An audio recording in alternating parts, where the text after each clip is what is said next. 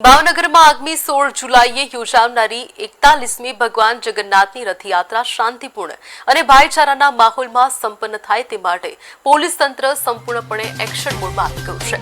રથયાત્રા પૂર્વે કાયદો અને વ્યવસ્થાની સ્થિતિ ચુસ્ત રાખવા માટે ગત મોડી રાત્રે રેન્જ આઈજીપીના માર્ગદર્શન હેઠળ શહેરના સંવેદનશીલ વિસ્તારોમાં મેગા કોમ્બિંગ અને ફૂટ પેટ્રોલિંગ હાથ ધરાયું।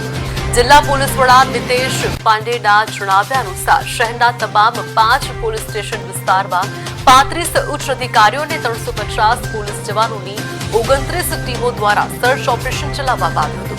आ सुरक्षा ड्राइव अंतर्गत गुनाहित इतिहास धरावता शख्सों तथा जामीन पर मुक्त थयेला आरोपीओ पर कड़क वॉच राखवामां આવી રહી છે।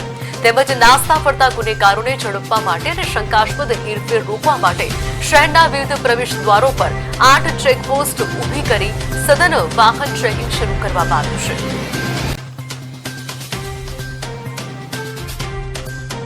કોમ્બિંગનું આયોજન કરવામાં આવેલ છે। સિટીમાં ટોટલ 5 પોલીસ સ્ટેશન છે।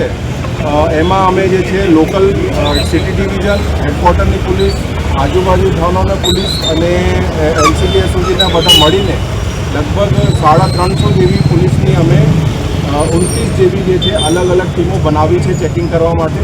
એમાં જે છે ટોટલ 35 જેવા અધિકારીઓ પીએસઆઈ અને અબવ સામેલ છે।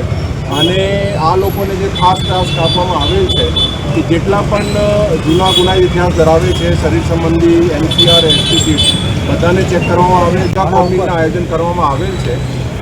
સિટીમાં ટોટલ 5 પોલીસ સ્ટેશન છે। એમાં અમે જે છે લોકલ સિટી ડિવિઝન હેડક્વાર્ટરની પોલીસ, આજુબાજુ થાનાના પોલીસ અને એલસીબી